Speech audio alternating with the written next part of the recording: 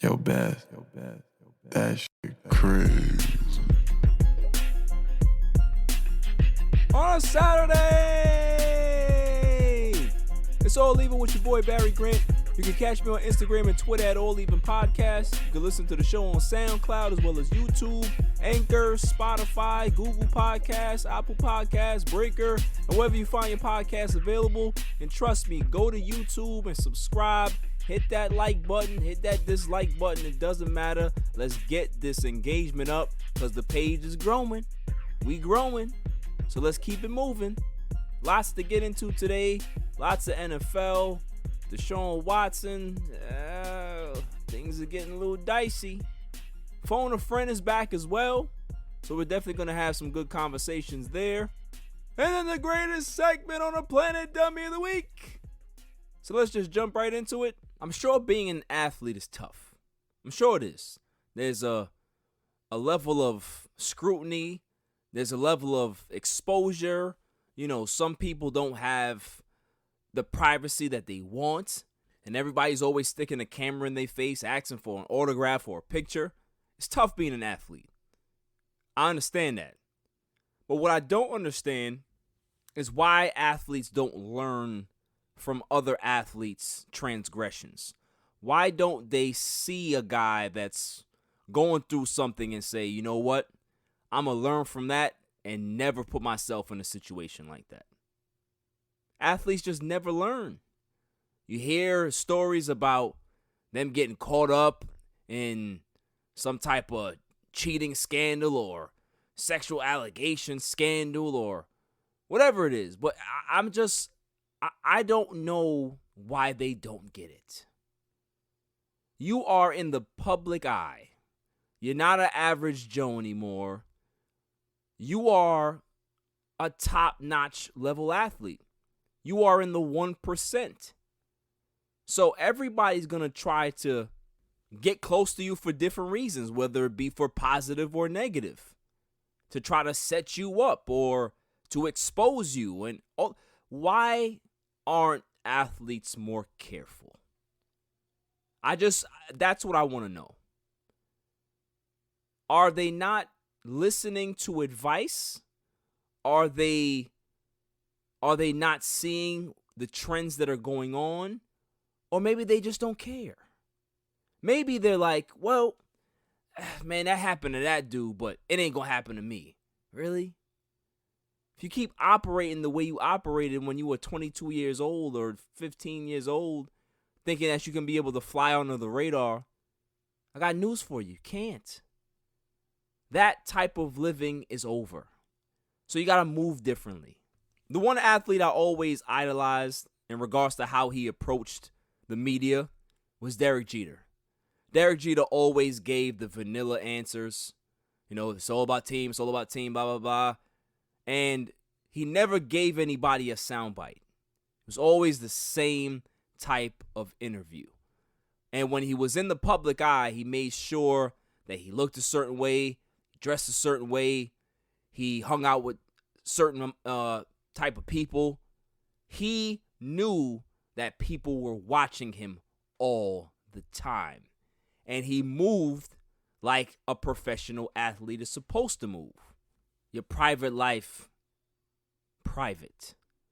Your social life, what you want people to see. Like that's the way Derek Jeter moved.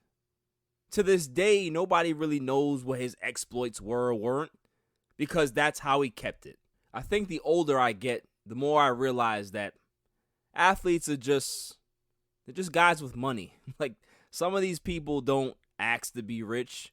They don't ask to be, heroes or idols for children and all that stuff. They're just regular people. And yes, people do make mistakes. I'm not trying to say that an athlete needs to be perfect. But you also have to move differently. You can't move like you still in the hood. Or you can't move like you moved when you were in college when you had no money in your pocket. Like, it's different. The people that you hang out with, the quality of your associates, your business associates, your business practices, All of these things are scrutinized. It's reported. It's talked about. It's on podcasts like this one. Constantly in the media. So why aren't these athletes more prepared? Maybe what needs to happen is more education in high school, in college. Maybe the agent themselves needs to invest into some type of program to enlist that athlete in when they sign. Something, because we're just seeing reports and you're hearing stories and things are being exposed. It's like Groundhog Day. It feels like Groundhog Day because every year it's like the same thing, or every few months it's the same thing. When will they learn? I'm not going to mention Deshaun Watson until later on in the show. I'll discuss that later on, because it just keeps getting worse and worse by the day. These guys just do it to themselves. I don't understand. And that's why I'm saying, where's the education? Where is the entourage? Where's the people that can be able to say to these guys, yo, that's not a good idea. I don't think that you should be doing that, bro. I don't think that that's a smart thing to do. Maybe we should go through another avenue in regards to getting this particular service. But these dudes are wild, man. They don't understand. It feels like high school. Like nobody's learning. Nobody's learning from mistakes. Like if I was an athlete, I'd have like a screening agency for you to even have a conversation with me. Like, no. Not just gonna be no average Joe Schmo hitting me up, or like I'm going in somebody's DM. Like, I'm such and such. Like, no. I'm not doing that. What do you think, that person that you going in their DMs is going to keep it quiet? They going to tell everybody, yo, look who hit me up. Like, what are we doing here? What are we doing here? And all these athletes, they think they are, let's sign an NDA. All right, that's cool, but not all of these dudes think that way. Not all of these dudes are smart and business savvy. Like I said, big money, hood mentality. Big bank account, hood mentality. You gotta expand. You're in a new tax bracket. You have to behave as such. I remember when Brett Favre was here with the Jets and he was over here wilding, showing dick pics and all that. Like, it was crazy. You Brett Favre, man. Like, what are we doing? You Brett Favre. Like, you're not supposed to be doing that. That's for Harry that lived down the street that's trying to do a thing. Like, he trying to shoot his shot. You Brett Favre. Oh, man. So this is why I just don't get it. I don't understand. I guess because men are gonna be men. Like, you always gonna like do something that's just dumb because you're not thinking in the moment. You just reacting. That I understand too. But like I said, you're an athlete. You gotta change. You got to be able to adapt to your new environment, your new way of living, your new status. You're not just Harry Callahan that works at the Denny's down the street. Nah. I remember when Anthony Weiner got caught up. Anthony Weiner. He was supposed to be the next up. Leveled up and was out there wilding. I don't get it. He's not an athlete, but still a celebrity in some way. It always tends to just come back to, you gotta be better. You gotta know what's going on. You gotta not put hubris in it. Like, everybody is always like, yeah, that ain't gonna happen to me. He was stupid. Nah, I move differently. No, you don't. You just didn't encounter the one that was gonna jam you up. Simple. Y'all people need to start learning y'all lessons, man. Just be better. Like, stop thinking that everybody just has to bow down at your feet because you're such and such. Nah, you gotta respect people and you gotta act accordingly. Just because you got money don't make you less of a creep. Ask Harvey Weinstein. Coming up after the break, phone a friend on a Saturday. It's all leaving. I've had so many people tell me that Anchor is great. Anchor is this, Anchor is that. But I have to tell you, man, those people were right. If you haven't heard about Anchor, it's the easiest way to make a podcast. Let me explain. It's free. There's creation tools that allow you to record and edit your podcast right from your phone or your computer. Anchor will distribute your podcast for you so it can be heard on Spotify, Apple Podcasts, and many more. You can make money from your own podcast with no minimum listenership. It's everything you need to make a podcast in one place. Download the free Anchor app or go to anchor.fm to get started. Why wait? Get at it now. Welcome back, y'all. So let's get to my favorite segment, Phone a Friend. Call him up, call him up, call him up, call him up, call him up, call him up, call him up, call him up, call him up. We competing for a reason, trying to stay undefeated, yeah. Call him up, call him up, call him up, call him up, call him up, call him up, call him up, call him up, call him up. Biggest game of the season, don't lie, we're all leaving, yeah. Who we have on the show today is a good friend of mine. I've known him over 20 years. That's crazy to even say. Kind of dates my age a little bit. My man, Jeffrey Gene Lewis, welcome to the show, my man.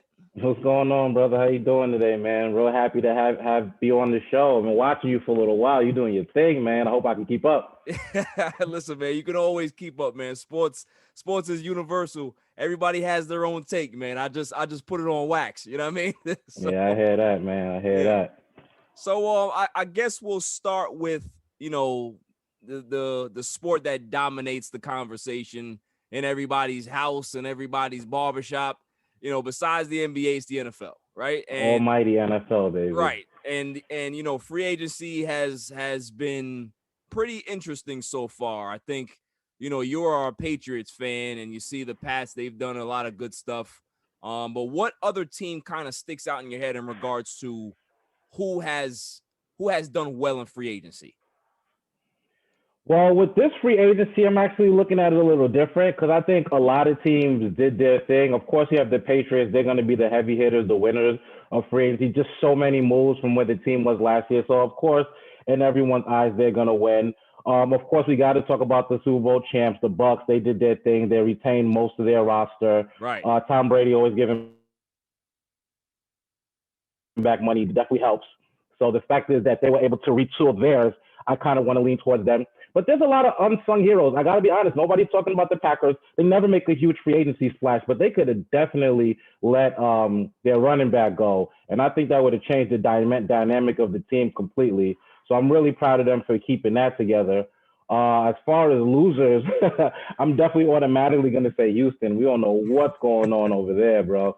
They're giving up their best players, picking up average players at best. And it's not even with the Deshaun Watson thing. Even if he was staying there, I'd be perplexed at their offseason moves. But no, I think a lot of the teams are moving pretty forward, pretty well. I like what Miami's doing. I think they're going to compete in the division with the Bills and the Patriots. I think that's going to make that division finally fun because, the Patriots just stomped everybody out. Right. I like what the Giants have done with signing Kenny Golladay. Everybody's like lukewarm on the Giants, and I definitely am too. But I like the coach, and I like their line. And I think with a good coach and a good line, you can do a lot of things. Well, I'm not sold on Daniel Jones yet, but he's a young QB. They age like fine wine. I'm gonna give him another year. I'm not gonna dump on. But I actually like that they went out and they recognized, hey, we got this guy in here. Let's try to give him a number one weapon so we can truly evaluate them. Because so many times quarterbacks get cut before you can really see what they do. And I like the fact that they give him a chance. So I really like them too. Yeah. I mean, that's a good point that you made about the Giants in regards to, Daniel Jones. I don't think he has an excuse right now. I think, they've given him what he needs to be successful. Competent line, number one receiver. Hopefully he can stay healthy. But, if Daniel Jones ends up turning the ball over a ton this season and they end up not making the playoffs due to his poor play, then the Giants will have no choice but to kind of move on. I mean, obviously the draft class for the, next year's quarterback class is not that strong, but I still think even in a down quarterback year, I think that they'll still put their hat in the ring and see what they can be able to find. Because, if Daniel Jones can't get it done with this particular team, I really don't know what to say about him, because for the most part, he has small hands as a quarterback, and you already know.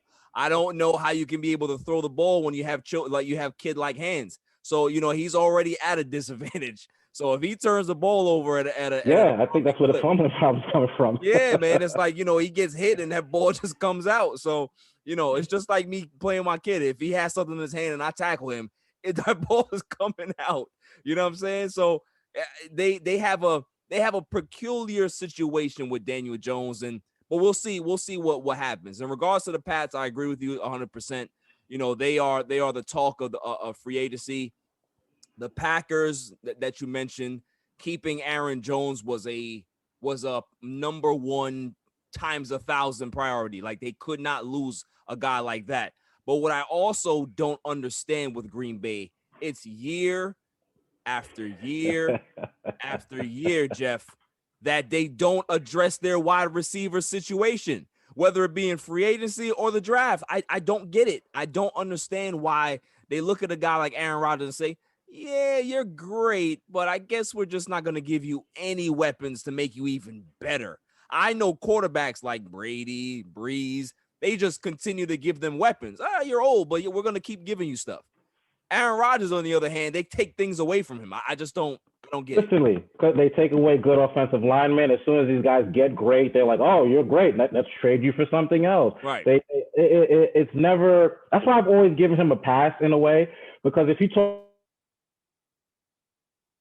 to people about quarterbacking and who is the best, his name automatically always comes up. The guy throws a pretty ball. He's heady. He's a great QB. Right. But I feel like consistently his team has let him down, from the Mike McCarthy years to even this past playoff game. Last 2 years, yeah. Two, but even the last game, the guy's at the 12-yard line. It's Aaron Rodgers. If we're going to lose that game, we're going to lose that game on his hands. Right. So, I mean, like, you're right. I'm very surprised they haven't gone after OBJ. They do a pretty good job drafting, but at the end of the day, sometimes that outside spark can really carry the team. And that's why I actually put them this season, because the seasons in the past, they would have let their running back go. They would have let him get out of here. So that's why I put them on my list this year, because it's like, okay, we finally see that we have the GOAT. Let's try to keep some things around him rather than just drafting and developing, which is great, but it just doesn't work for everybody. Yeah. Maybe holler at some of the Steelers wide receiver coaches so that the people that they draft can turn to those guys, because Steelers just be cranking them out. But with the Packers, like I said, I'm really. What do you think is going on with the Steelers next season? Because I think they're a really confusing and perplexing team. I could say in the past 5 years, every single time I've looked at them in the beginning of the season, I'm like, okay, this team can go to the Super Bowl. But I mean, they really always fall flat. So what are your expectations for the Steelers this coming season? Because I've really been thinking about it. I don't have any. They are a team that is probably one of the biggest enigmas in all of football, is that they have a Hall of Fame quarterback, but what are you going to get out of that Hall of Fame quarterback year to year as he gets older? Because the thing is, when you look at Ben Roethlisberger, you look at his body of work, it's amazing, right? He's done a lot of great things, but his body is breaking down as the years go on. Like, I think he's 36? He's an old 36. And that's when quarterbacks used to break down. Right. Everybody's looking at time and like, 41, 42, 43. Right. Ben is kind of the rule, not the exception. Right, exactly. He came from the older model of quarterback where you got hit a lot. By 36, you're kind of shot. I don't know if he's going to be able to kind of bounce back, man, because they lost James Conner, right? They're not going to have James Conner anymore. They brought Juju back, which was really, really weird. And they didn't even sign him for a long-term deal. They gave him a 1-year deal. And we're hearing reports of saying that he turned down bigger offers from Kansas City, and I think he turned down a multi-year deal from the Eagles. But it's like, if you're gonna stay with the Steelers, why not lock up a long-term deal? So I just feel that the Steelers they're not too sure about Juju, and they're right to do so. They're going to say, okay, cool, let's come back for 1 year and see what you can be able to do. But we are not ready to give you wide receiver one money before you can kind of prove that. Because let's talk about Juju's production since AB has left. Yep. It's going down the toilet. Like Yep. everybody was talking about how great Juju looked when you had a borderline Hall of Fame wide receiver on the other end getting double teamed and triple teamed. Juju had a great year. But once AB left, everything changed. So now we can kind of see where AB was going when he was kind of mad when the team, gave Juju the team MVP award that year. Everybody was kind of like, yo, AB bugging. I don't know why he acting like this. But now we understand. AB was like, yo, this guy got all of his stuff because of me. So, and he's been proven right. So I like I said, I just don't know where the Steelers go. They lost Bud Dupree. They're losing a lot of guys, and I don't know if they have enough to be able to compete. Because let's talk about this year. This year was kind of fluky for the Steelers, right? They were 11-0. They were 11-0, but everybody who saw the Steelers play, they were like, yeah, they're not. No legit. one believed in them. They're not legit. They were like the Utah Jazz of football. You know what I mean? Like Utah has the best record in the league, and nobody cares about Utah. That's exactly the way Pittsburgh, how they were viewed last year. I was the only one that was on that Pittsburgh train. Like, yeah, I like the way they look. They're tough. They're gritty, and then they ended up like just falling by the wayside because they did not have enough offense. And right now, you look at the team, they still don't have enough offense. Yeah. There's nothing really to say about them because they haven't gotten any better. Haven't gotten any better at all. And the thing that I find really strange about the Lev Bell, Antonio Brown, Juju situation in a way, people from your couch, people were sitting on their couch can be like, I like Juju, but he's not better than AB. Right. I like Juju, but he's only getting this because AB is getting these double receivers. How come the coach didn't see that?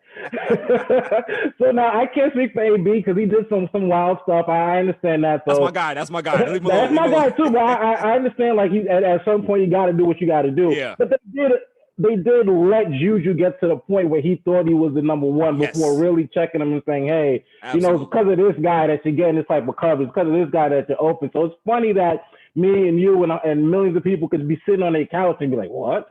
And then like the Steelers do that move anyway. Yeah. But now for you, brother, the Cowboys, what is going on with the Cowboys? Because I'm not going to lie, I'm not a Cowboy hater.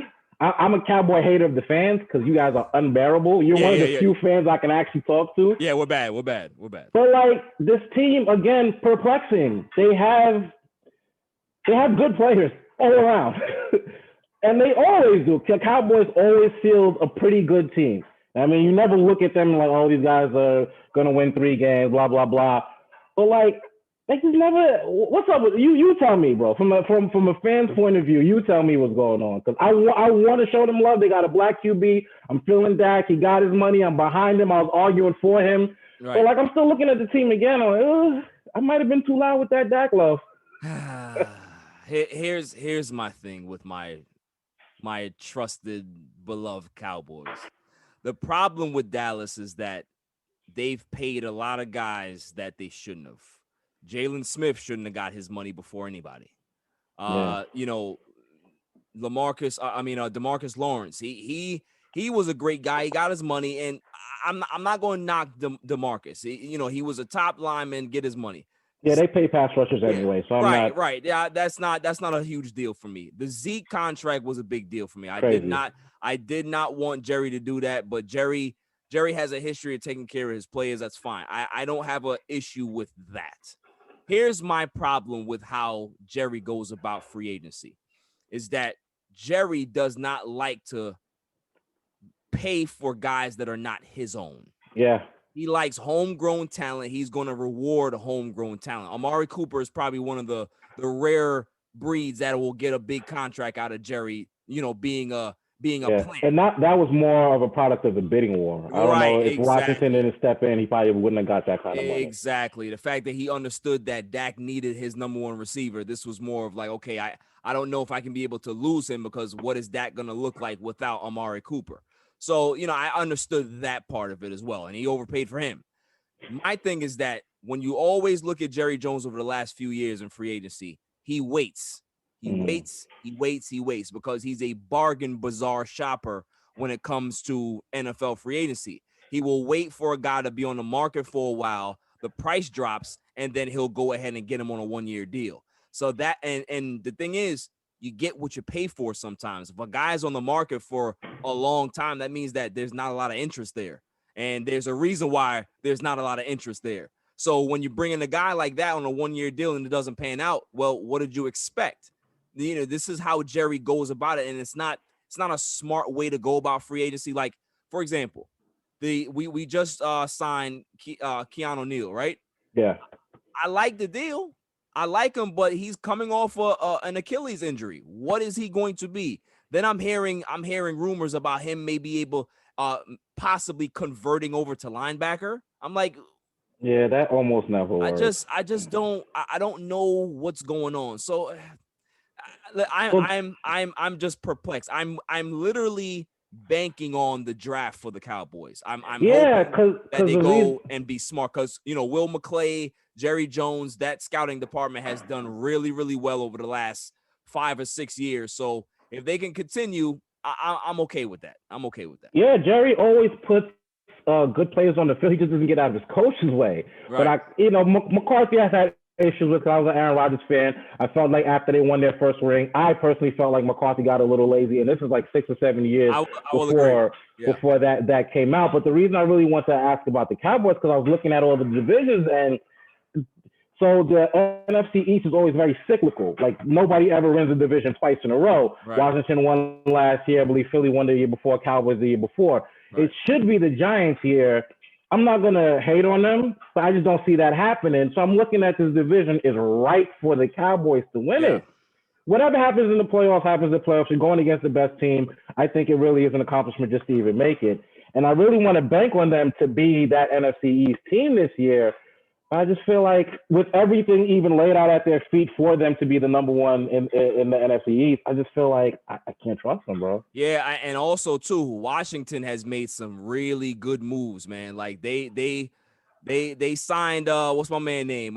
Curtis Samuel. That was a good deal. They got Ryan Fitzpatrick with Fitzmagic his money. So that Washington is not going to be a team that just roll over. They have a good young defense. They're going to be better next season. Chase Young is going to be all over the field. So, it's not going to be a cakewalk like how everybody thinks it is. And I think the Giants are going to be a little better than what people think they're going to be as well. So it's going to be a dogfight. I think the only team that's not going to really compete in the NFC East next year is the Eagles, because you look at that team, it's scorched earth over there.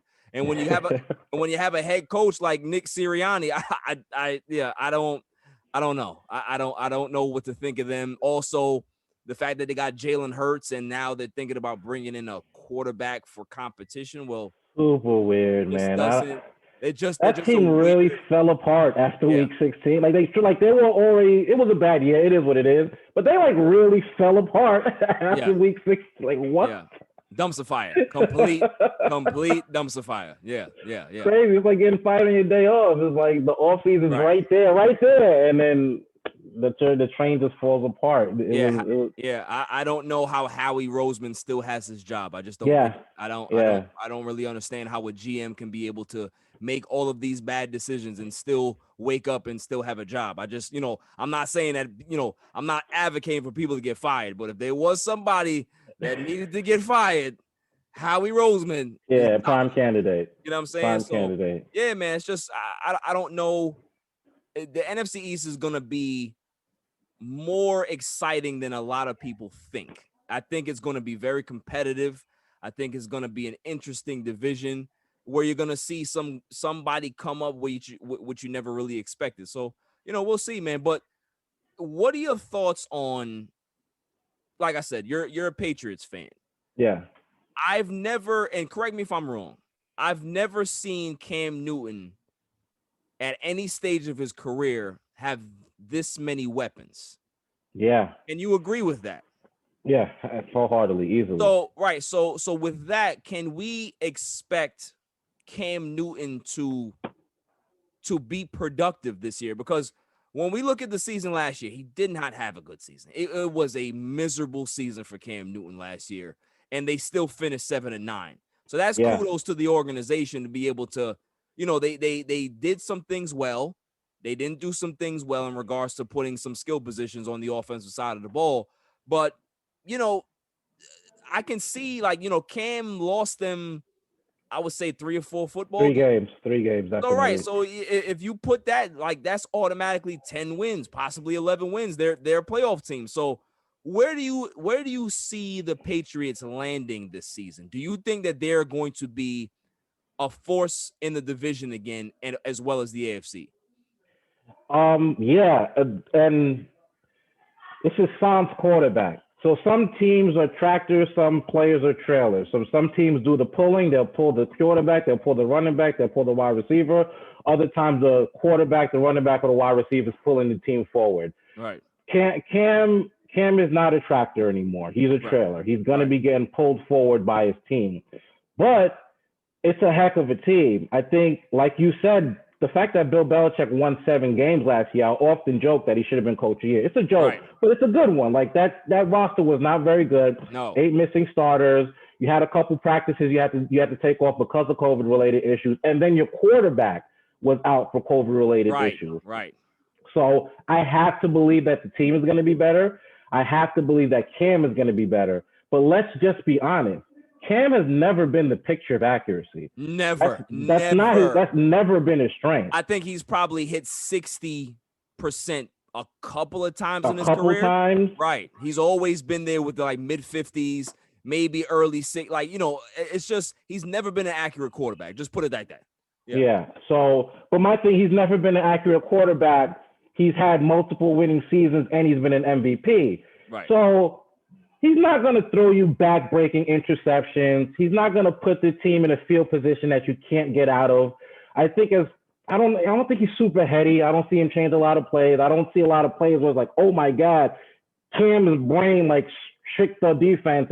But I think if you play within a system like the Patriots, it's a super complicated system. It's his second year. I think Belichick has something has an itch to scratch, something to prove. I think that defense is going to be much more improved. Oh, yes. So to be quite honest, I don't think Cam is going to be better. I think we've seen the best of Cam. It hurts to say because I'm such a big fan. Yeah. But can he do enough to win, let's say 2 playoff games, maybe a wild card game and 1 game after that? Can he do enough to win 2 playoff games? I have to be able to say yes. Do you think they'll get far after that second game? Will they get waxed in the semifinals? I don't think they get into the conference finals. I definitely don't think they get into the Super Bowl. But can they win a wild card game +1? Very low bar, but I think it's possible. And as a fan, that's all you can really ask for is a chance. I know some people looking at their teams in the league, and they know now that they don't have a chance. At least Cam and all these signings are giving us false hope that we can carry through the summer, early through the season. That's part of being a fan. So I'm definitely optimistic, but I have to be real about Cam. And if you've never been that passer, I can't expect you to be that this year. Yeah, man. Listen, that's a fair argument. I mean, do you think that Belichick? Because here's the one criticism that I've had over Bill Belichick over the years is that he knows the type of player that he wants in the draft. It's the same type of model player. They are, from a small school. They're very heady guys. They're multifaceted. They're like gadget guys. They can be able to put, in multiple situations. But the position that he's fell really flat on is quarterback. Do you think that he drafts a quarterback this season and possibly stashes one just in case, to kind of have one there and maybe, can be in a transitional quarterback, kind of prep the next guy to be up? Because I don't think that Jarrett Stidham is going to be the guy. I just don't see that. I just, Jarrett Stidham, just the name alone doesn't sound like a quarterback. Can you believe he was really trying to prop him up last season too? Yeah. He really thought we were going to believe we were rolling into the season with Stiddy. Well, yeah, Belichick is smart. I think he was doing that to see if the trade market would kind of materialize for Jarrett Stidham. And everybody was like, yeah, that's Jarrett Stidham. We ain't giving you nothing for him. We give you a gym bag for him, but you're not getting Not even a good one. right. You know what I mean? You get an old gym bag that's been in my basement, but you're not getting nothing new. So I think, Bill is very, very, cerebral when it comes to stuff like that. But do you see him actually drafting a quarterback this year? Because I can see a guy like Mac Jones falling to the Patriots. They're calling him a late first round pick, possibly an early second round pick. So do you see that being a possibility for Bill Belichick to kind of put his name in the quarterback ring come draft time? Short answer, not really.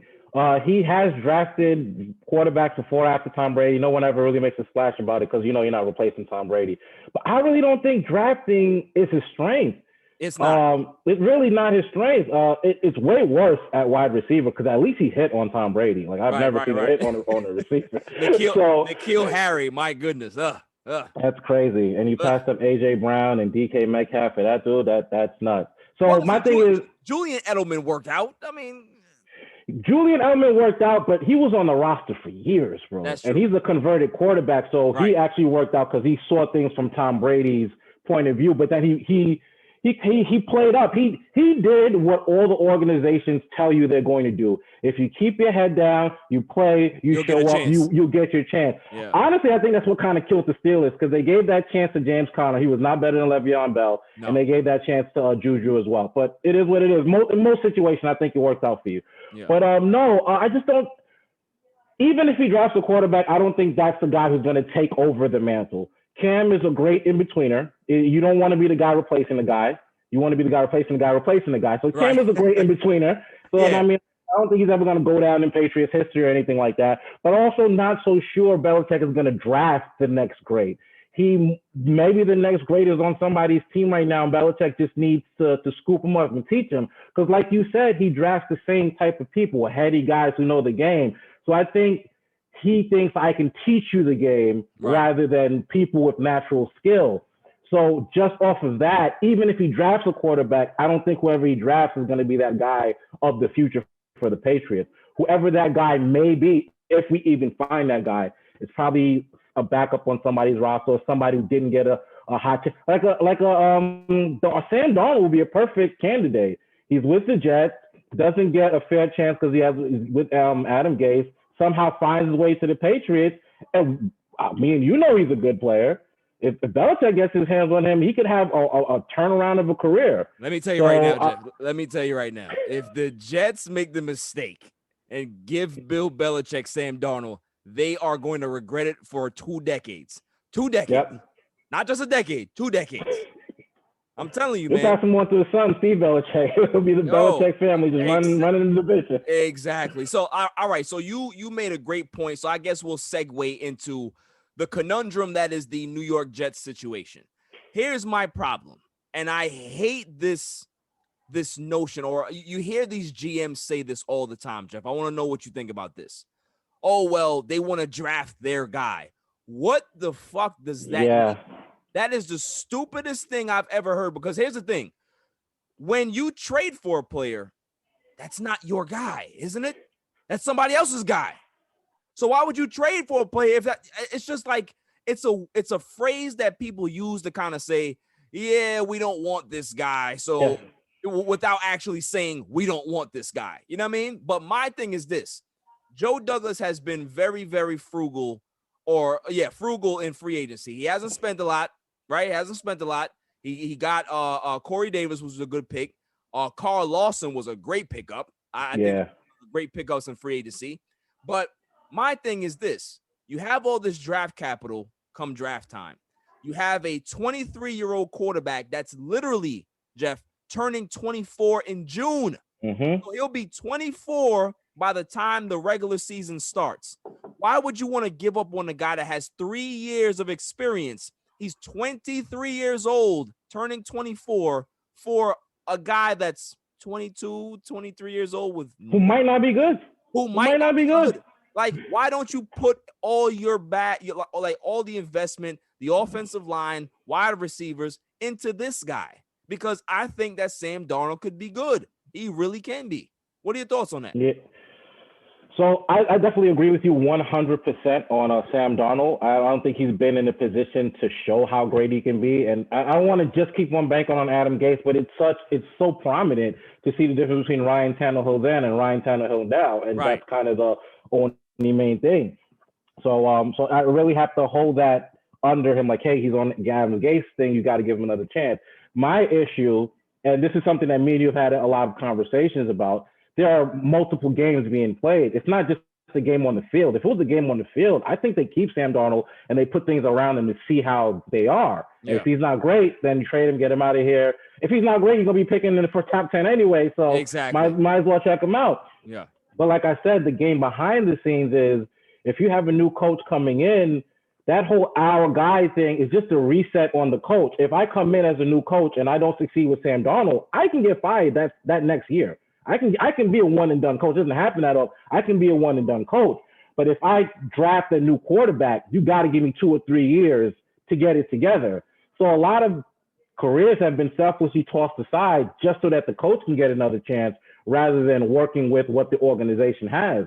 And the Jets were good in my lifetime, so I can't keep banging on them. Yeah. I mean, I'm a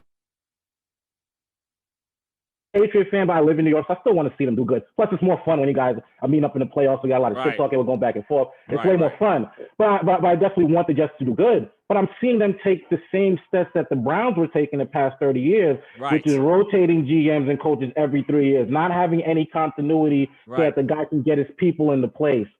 So, yeah, I don't know. I don't really know how to answer that because, Sam Darnold hasn't showed anything in 3 years. And for a QB, you kind of have to show something in the first 3 years. But at the same time, Adam Gase. So, like, I'm with you. I think they should give the boy another chance, 100%. But I don't think they will. I don't think that's how that part of the business works. Well, listen, you definitely hit the nail on the head. But my thing is this: Sam Darnold, if he's retained, this will be his third coach in 4 years. Think about that: 3 coaches in 4 years. Baker Mayfield. Who can exactly like what quarterback would be confident and even show you any type of ability with that type of a turnover? It's chaos. And let's talk about it. The first year that he was with Adam Gase, right? That was as a starter, he was 7-6. He didn't play that bad. He didn't play that bad. So that was year 2. Year 3, we all know exactly what year 3 looks like. 9 touchdowns, 11 interceptions. He wasn't that great, but there's some flashes here. Especially towards the end of the season. Towards the end of the season, you saw how this kid can be able to command a huddle. He has that leadership about him. He has this cachet, this coolness about him. For a kid that's a quarterback in New York that has that type of cool level head, it's a testament of where he's from. In California, like that's how they all are, right? They have this cool level head about them. And don't get it twisted. He played well when he had Jameis and Crowder. That's what I'm saying. They didn't win, but they played well. They weren't getting blown out. They were in the game. They were losing on last-minute touchdown and last-minute field goals. That's a good team. So that's what I'm saying. The thing is with me is that had the Jets gotten the number 1 pick, okay, you have to go get Trevor Lawrence. However, they don't. So now you're evaluating other quarterbacks. And it feels forced to me. It's like, okay, we're in the number 2 position. Like, we have to look at the quarterback. No, you don't. Penei Sewell is sitting right there for you. And you will have 2 bookend tackles for the next 15 years in regards to Mekhi Becton and Penei Sewell. What quarterback would not succeed with those 2 monsters? Exactly.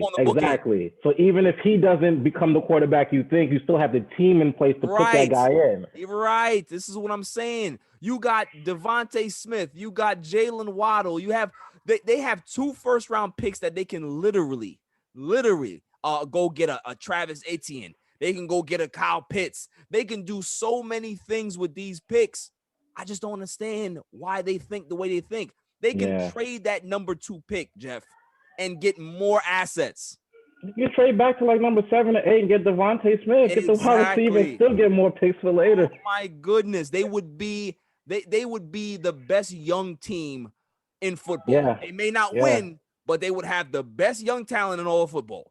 And watchable. That goes a long way. Right. And the thing is, too, what management needs to do, and you're 100% right in regards to the revolving door, just like the Cleveland Browns, is that tell the coach, listen, you're good.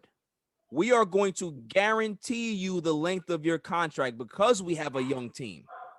This is not a veteran win now team. We have to give you a chance to put your system in place. When a head coach comes in, it doesn't take a year to get your system in place. It takes you like 2.5 years to make sure that everybody is on board. So I don't understand the revolving door that the Jets always have. It's like the Knicks. They have this delusion of grandeur in their head. Like, we're the Jets. Who are you? You've been to one Super Bowl since 1969. Let's keep it 100. Like, you've never been back.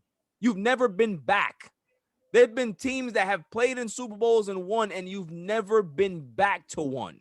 So where is this delusion of grandeur that this management has? Take it slow, do the smart thing, get some quarterback development in your system, because the Jets have been a poor franchise when it comes to quarterback development in their history. All they have is Broadway Joe. Yeah, they've never developed a quarterback at any level.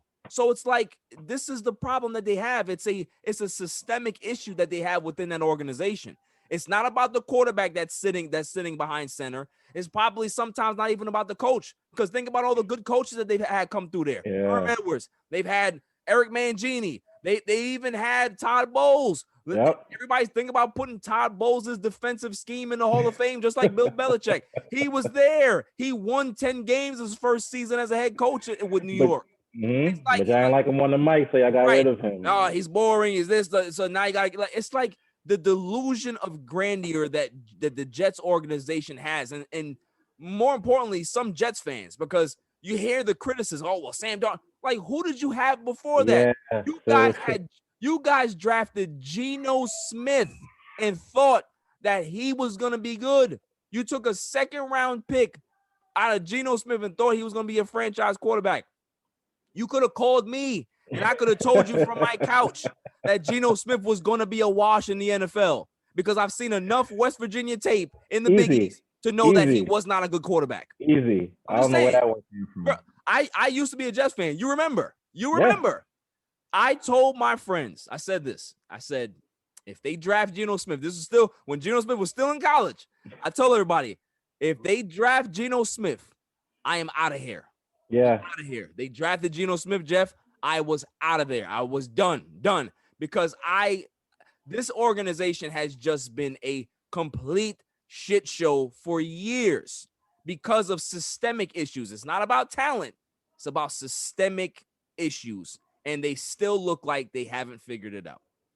Yeah, that Geno thing was funny, too, because he started cutting up in interviews before the draft. Oh, my goodness. Every other team was like, all right, we're not messing with him. Yeah, it's like, this guy, no. And the Jets were like, yes, that guy. Like, what are we doing? Oh, man, that's nuts, brother. That is nuts. I don't want to get into anything deep or negative or blah, blah, blah, because, we don't have the specifics of the case. But what this is Deshaun Watson, just your broad strokes on Deshaun Watson. Just like, I ain't gonna lie to you, Jeff. You think he plays next season or not? You don't have to go too deep into it, because we don't have the specifics of the case. I don't want to make these women seem away. I don't want to make him seem away. But like just with everything you think he plays next season? All right, here's my thing. I like you said, we don't have to get into specifics, but there's 22 names out there. Jeff, even if let's call it 100, even if 20 of them joints are fake, right? They just lies. Yeah. You still got 2. You still got 2. You know what I'm saying? And it's like that old saying, where there's smoke, there's fire, right? A lot of smoke. There's a lot of smoke here. And honestly, the NFL has started their investigation, and they're going to dig up some stuff. You know that. They have the best private investigators in all the world, right? So if he plays, I think he may play 4 games. I think he may get 13 games, bro. Like, this is And the thing is, too, you still got teams that want to trade for him. Hey, cool. Yeah. Trade for him for the following season. Go ahead and do that. But this is crazy, man. This is crazy. This is crazy. Like, and to think about it, bro, what a twist, right? It's been everybody, Deshaun Watson is right. The Houston Texans, they dumpster fire. He gotta go. Shut everybody up. Right now everybody Shut everybody up. everybody like, huh? What? Well, there was 3, there's 7, not 12, 22. Like, yeah, I got 4 back now. The numbers just keep going up. We talking about 2 starting 5s and 2 benches. 2 benches. Listen, so if I'm gonna put a percentage on it in regards to if he plays, I'm gonna say he has a 30% chance of playing. No, not even if he plays, because they might suspend in the first 8 games. But I just mean, like, you think this so you definitely think it's gonna affect him coming into next week. It's not gonna be wrapped up 100%, by the September. All right, yeah, 100%. That's what I was thinking too. So that changes their whole dynamic. Because the fact that it's already started via free agency, we're gonna have the draft, OTAs is coming up, and all that stuff. This is happening right at the time where they can really take their time and look into this stuff. Yeah. You know what I'm saying? The NFL season's not going on. They can be able to unpack it and unpack it again if they want to. So, man, we just gonna have to sit back and get a case of beer or something, because it's gonna get crazy. It's gonna get crazy, man. It's really gonna get crazy. You might as well pull out a Snickers. Yeah, gonna be waiting for a while, bro. Exactly. He's gonna be waiting for a while. Exactly, man. Exactly. That's nuts, now, man. What are your thoughts on, like I said, going back to you being a Patriots fan, losing Joe Thuney to the Kansas City Chiefs? That's just a Belichick type move. That one of those moves you never understand. You have to give him the benefit of the doubt because he's the coach. But it's like it's one of those moves that Tom Brady would have sneakily hid for him by just being an exemplary player. How do you put somebody on the franchise tag 1 year and then get rid of them the next? Right. And then he's a lineman and you have a running quarterback. Right. So, I mean, I have to defer to Bill because he's Bill. But he's not going to get too many more of those, bro. He's not going to get too many more of those deferments. Because Tom's not there no more. Not even with the 6 Super Bowls, man. Come on, man. I mean, bro, a lot of head-scratching moves these past few years, and the GOAT was able to cover it up. He ain't there no more, so I hope your line is A1. I hope it's not a B line or a C line. I hope Cam's not getting sacked left and right, and James White can't get through a hole. Because Joe Thuney, wouldn't he make the All-Pro team? He definitely made a Pro Bowl, but did he make All-Pro last year? He's legit. He's legit. That's nuts. He's going to fight. And the fact that the Chiefs got him, that's a big move. That's a big move. Because remember, we were having a conversation of how is Pat Mahomes going to look next year without his bookend tackles? Well, he got one. They just answered it. So, you know what I mean? Like, shouts to Kansas City of how they do things, man. They just continue to find money under the mattress and get things done. But the team that's really interesting to me, Jeff, is the New Orleans Saints. You know, they were a team that for the last 5 years they were Super Bowl ready, and they designed their roster that way. They paid a lot of guys. You know, they looked at the cap and said, okay, the cap is going to continue to rise 5 to 10%. We can be able to pay these guys out over the length of the contract and still be able to have some flexibility. Well, COVID hit and had other plans for them. Other plans for them. So, what do you think they can be able to do with Jameis Winston? I think I had a conversation on the live on Wednesday that if Sean Payton is able to get the best out of Jameis Winston, I think we're gonna have to call Sean Payton the quarterback whisperer of all time. Yeah, because Drew Brees, when he got to New Orleans, first off, the New Orleans Saints were a downtrodden organization with the bags over their head. Right, history of losing. They just were a terrible franchise, and Drew Brees was a huge question mark. Shoulder surgery. You know, he wasn't wanted in San Diego. Then they went ahead and got Phillip Rivers. They cured that situation. Like, the fact that Drew Brees ended up being who he was is because of Sean Payton, and it's because of Drew Brees' greatness as well. Now, shouts to Drew Brees because he's the most accurate quarterback of all time. But if Sean Payton can be able to turn around Jameis Winston, like, what are your thoughts about that? Like, you know what I mean? So do you think that Jameis Winston is going to be the starter? I believe so. I believe so too, right? I think Jameis Winston gives them the best chance to win football games. Yeah, but so really quickly, I want to see, because I've never really seen it, and so many coaches in the past I've talked about it. I kind of want to see a two quarterback team. I want to see Jameis take 75% of the snaps and come in and do a little run around in some kind of thing. What is this, Michigan with Tom Brady? And I want to see if it works in the NFL, because he has two quarterbacks. He can do it, but like realistically, Jameis is an enigma for me. We've seen what he can do, his abilities, but we've also seen a lot of bad Jameis, right? Right. But I don't know if that bad Jameis is inherently inside him because of decision making, or because the nigga couldn't see. Bro, you're a starting NFL quarterback. You're a top 5 pick. How do you wait 4 years into your career to get like 600? What were you throwing before? Yeah, that's funny.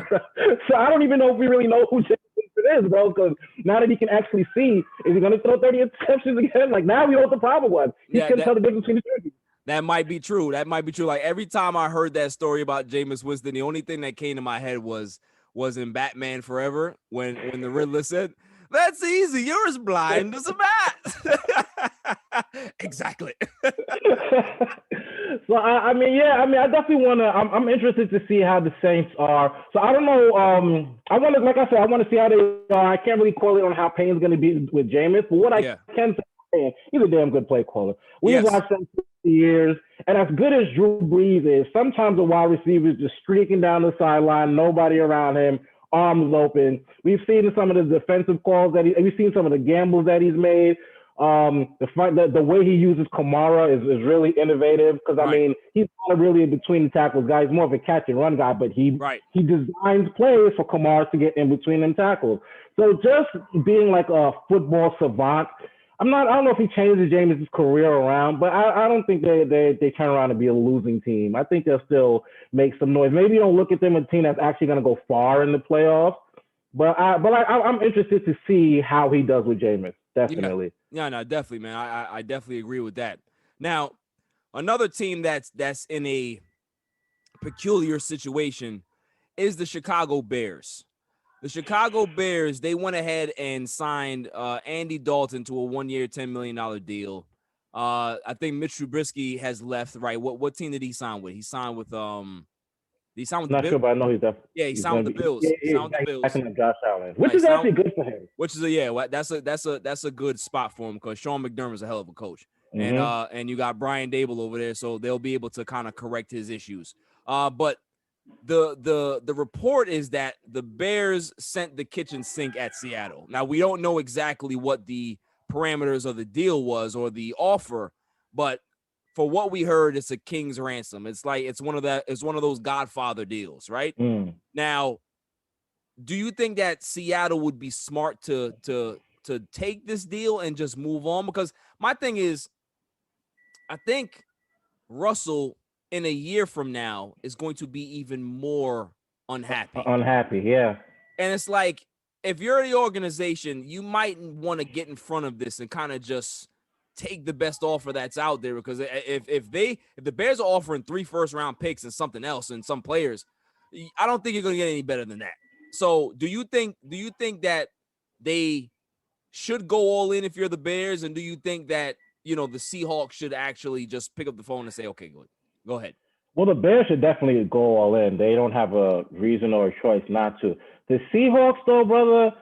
So when we spoke about this before, I was more on Russell Wilson's side. I kind of actually am not now, because I feel like he's piggybacking off Deshaun's thing, and he has valid arguments, but he has valid arguments. But you signed a contract, bro. You figure it out. That's how you taking $35 million.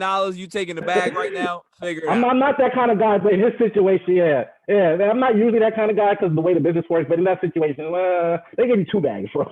They give you 2. So just Just figure it out. As far as Seattle, I wouldn't give up Russell Wilson. He's not the type of player who's going to tank his own season. He's not going to be like, oh, I'm unhappy. Let me start throwing interceptions around. You've never had a great quarterback besides him, so I'm not going to give him up. He keeps you relevant. Yes. Like he keeps you in the playoff hunt, in the playoff discussion. I would just try to make him a bigger part of the conversation, because at the end of the day, I understood the Deshaun Watson thing because Texans said, hey, we're going to make you part of the decision making, and then turn around and lie to him. Even though it's not in the contract, I understand his feelings for not wanting to be there. Well, Russ, we never had that kind of conversation. You signed your contract sans input on the team. If you like input on the team now, we are paying you $30+ million. We'll sit down and talk to you about certain things, but I don't feel like that's something that we necessarily owe you, to be quite honest. I do think he needs to get in a room with Pete Carroll, and they need to really figure out what they're going to do with the team, because at the end of the day, I think Russell wants to leave because Pete Carroll has ultimate say in the organization. Yes. Paul Allen is dead. His sister takes over, and she doesn't care about football. So she's pretty much giving the reins to Pete Carroll, and he hired his own GM. So nobody is listening. Nobody can tell him anything. You guys traded away Max Unger. You guys haven't drafted a great offensive lineman. The guy you traded him for is gone, Jimmy Graham. So, like, I'm not going to trade away Russell Wilson. I'm going to sit down with him and be like, all right, we messed up these past few years. We're gonna be on it more now. I think you guys can work that out. I think they can figure it out. But I'm not letting him go because he's too much of a good guy. He's not going to tank his own value. So we'll just work it out. And if he's still unhappy next year, fine. But I'm going to keep him. Unlike the Deshaun Watson situation where I feel like they should let him go, Russ, I'm keeping him. I'm holding on to him to dear life. And honestly, he's the type, if they win 2 playoff games next year, he'll just, like you said, he can be more mad next year. But if there's a modicum of success this year, I think he stays. I really do. Well, yeah, I definitely see that part of it, man. I just look at, you know, his situation in regards to just, if we're just going to keep it football, we look at the weapons that they have. They're not great. The offensive line is not great. John Schneider is one of the worst GMs in all of football. So, and then, you know, you kind of touched on it as well, is that there's a power struggle going on in Seattle. Like, Russell wants more say. Pete Carroll has his foot on that organization's neck. Yep. Right. And, you know, is he willing to give up some of the power to Russ? Is he willing to open up the offense and let Russ throw the ball more? Because Pete Carroll is one of those guys. Hey, we're going to run the ball. We're going to play traditional football. You don't have the offensive line to play traditional football. You want to be a ground and pound team with no running back, with no line. Like, what are we doing here? That don't make sense. It doesn't make sense. So I understand Russell's frustration, because I think if they had a beast mode back there in his prime, if they had a great sophisticated offensive line that's probably top 10, top 5 in the league, you don't hear Russell complain. But Russell is looking at it like, yo, this line is bad. I'm always running for my life. I'm the most stacked quarterback in all of football over the last 5 or 7 years. I would like to throw the ball 50 times a game. Screw it. If I'm going to be out here, let me get 5,000 yards every season and start patting myself.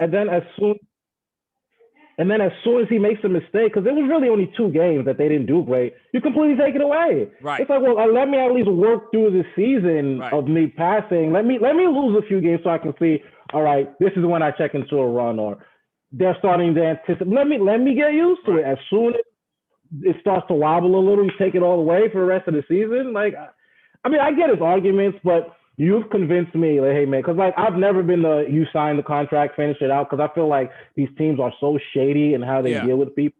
Yeah. But with Russ and the way they have treated him, you got to stick this one up, bro. Yeah, definitely, man. Like, he has been very respected in that organization. Yep. They have done a lot to make him whole. You know what I mean? Yep. And are they a great organization? I think they are. Do they do things, you know, in regards to drafting that they're not great at? Absolutely. Can they improve on that? Of course they can. They can be able to go get better scouts. They can get, you know, a more competent GM. They can fix those things. So I don't see another situation for Russ that's going to be tailor-made like Seattle. Yeah.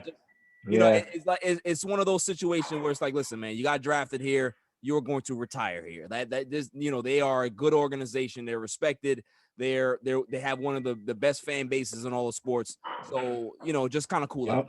Cool out. And you're an icon. You're an icon. If you go to Chicago and you don't win, you're not going to be remembered for that. Like, we know the Seahawks because of you. You are the Seahawks, bro. Exactly. So just ride that out. Like, exactly. Like, don't get caught up in the NBA stuff where every superstar wants to get traded every 2 years. Like, just stay where you at. You know what I mean? Yeah. Like, there's nothing wrong with that. If Sierra wants to go ahead and be a star, like, all right, let her move to Vegas and let her do that. But you're Mr. Seattle. Just stick where you at. Dame is Mr. Portland. If he wins a ring in Portland, that's gonna count like for 2 of LeBron. Exactly. You know what I mean? Like, so right. So yeah. So I guess we'll segue a little bit into the NBA, Jeff. That's not your forte, but you still know your stuff. LeBron James goes down, and the Lakers season looks like it's on critical stage right now. Like, what are your thoughts on where the Lakers go from here? Do you think that they can be able to rebound and recover? And, if LeBron James is healthy for the playoffs, do you see them making a significant run? So before that, because I defer to you when it comes to certain things. How many more games are left in the season? Like 40 plus? Yeah, there's a lot of games. There's a huge lot of games. Probably like 40 plus. Yeah, like 40 plus. And then I know for high ankle sprain in football, that's like 6 to 8 weeks. It's like 2 months of your season. I think it may be the same thing, but the problem is that we're talking about LeBron James here. Yeah. He may end up spending $2.9 million just to be able to fix this high ankle sprain. He's gonna buy somebody else high ankle. Yeah, you know what I mean? Like LeBron James will be back in 2 weeks and be like, all right, we good. Let's roll. So, but he's getting up there in age. Father time waits for no man. And at some point, he's gonna start slowing down. Now, was this a freak accident? Absolutely. And was it a dirty play? I'm not gonna go there and say that Solomon Hill did this on purpose. This is sports. Things happen. Things happen. Now, where they are, listen, they are in a situation that I'm not gonna lie to you, man. I am concerned. I was concerned before. I want to know when AD comes back, well, that's the thing, because we don't know when AD is coming back. I think that they're holding him out for as long as they can. They may hold him out right before playoffs, like probably 5 or 10 games before playoffs to kind of get him back in the swing of things, and then off to the races we go in the playoffs. I think that they may take the same route with LeBron James, because it's not about seeding for the Lakers. Yeah, that's what I was going to say. They're going to be in the playoffs. If they end up dropping to 6-7, it's going to be an interesting matchup with whoever they play. But think about it. They dropped to 6-7 and they're getting LeBron James and Anthony Davis back in that series. Who are you actually going to take? Do you think they'll drop that far or further? Because with AD out and LeBron out, wouldn't they have to split the remaining 40 games to hold the playoff seeding? Well, yeah, they're number 2 right now, right? They're number 3. Yeah, number 2 and number 3. If they right now they are, I think they're 13 or 14 games over 500. Okay. So if they split the baby for the next 40 games or so, they'll still be fine. Yeah, if they can get into the playoffs with a healthy LeBron and AD, I give them all the shot in the world. I wouldn't want them to be a 7th or 8th seed, because you don't want to be coming back from injury facing the top 2 seed. Well, if it's Utah, I would take the Lakers in a sweep. No love for Rudy Gobert. What? Who? Listen, and I have to always put this disclaimer out there. I don't hate Rudy Gobert. I just hate the contract that is attached to Rudy Gobert. When you have a guy that's making $37 million a season and he's only giving you 12 points and 13 rebounds and 2.5 blocks, no. Like, they can go get they can go get themselves a regular rim runner like Dwight Howard that's making $1.5 million that does the same thing. Yeah. So, it's and also too, they're not getting a lot of respect because it's Utah. Jeff, it's Utah. Mm-hmm. Like, it's like in college football, college basketball, right? Anybody sees Gonzaga's name, they're gonna be like, okay, yeah, Gonzaga up there, they killing, they 30-0, 35-0, whatever it is. But nobody ever picks Gonzaga to win a national championship. Why? Yep. Because it's Gonzaga. That's why. Mm-hmm. That's why. It's the Yeah. same thing in Utah. Same thing in Utah. But going back to the Lakers, they're going to have to strike gold in the buyout market. And what I mean is that although LeBron James, he's going to come back at some point. Anthony Davis is going to come back at some point. They need help now. And that roster right now is not good enough to be able to win a significant amount of games. They're going to have to get a guy that can be able to help. About. So if they can get an Andre Drummond, if they can be able to get somebody else via trade or the buyout market, that's where they have to turn their attention. Rob Pelinka right now is on the phone, and I'm sure he's trying to wheel and deal because this team needs a shakeup. They need it, yeah. Because I was actually worried about the number of minutes that LeBron was playing. Yeah. And then to have him go down, it was just like, oh, man. But at the same time, like you said, if these guys can be healthy going into the playoffs, I still want to say the Clippers might could get them, even though the Clippers, they're kind of having their own struggles now these past few weeks, right? You said who's going to get the Lakers? Who? I think they can because last year Who? The Clippers can, bro. They can. Don't you blaspheme on my show. Okay. Last year they were looking past the Nuggets. They were looking past them, and that happens.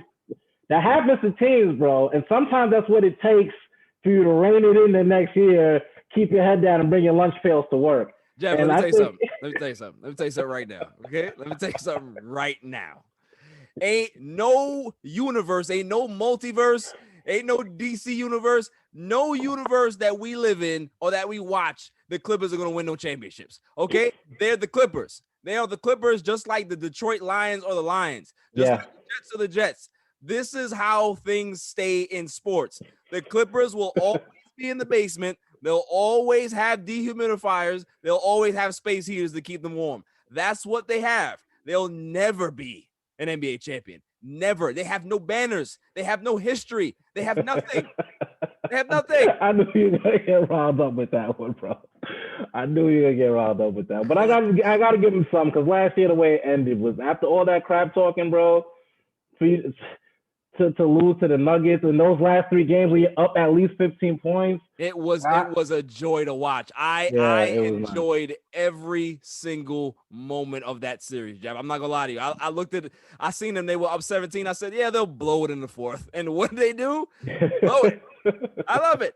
I love watching the Clippers. They bring me great joy. In times like this when my Lakers are looking like, they're injury prone, we're going to have to pack it up and wait for next season. I will watch some Clipper games to get my joy back because they won't disappoint.